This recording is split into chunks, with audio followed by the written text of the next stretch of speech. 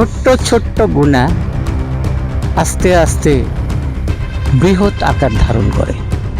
মানুষ যখন ছোট্ট একটা গুনাহ করে তার ভিতরে তেমন অনুশোচনা হয় না, কিন্তু ছোট গুনাহকেই অনেক কিছু বড় মনে করতে হবে এবং গুনাহ থেকে দূরে থাকতে হবে।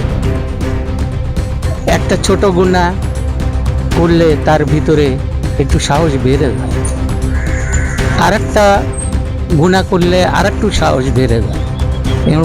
এরকমভাবে সাহস বাড়তে বাড়তে এমন পর্যায়ে চলে যায় যে মানুষ গুনার সাগরে ভাসতে থাকে।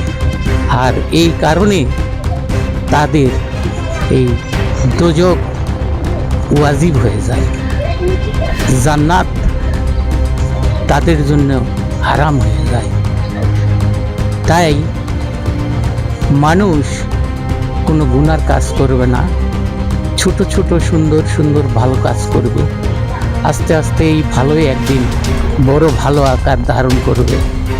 আল্লাহ পাক বদলা স্বরূপ তাকে এই সওয়াবের এই নেকির কারণে জান্নাত করে দিবে হাসিব, আর জান্নাতে হয়ে যাবে তার ঠিকানা, জান্নাতই হবে তার আসল স্থান।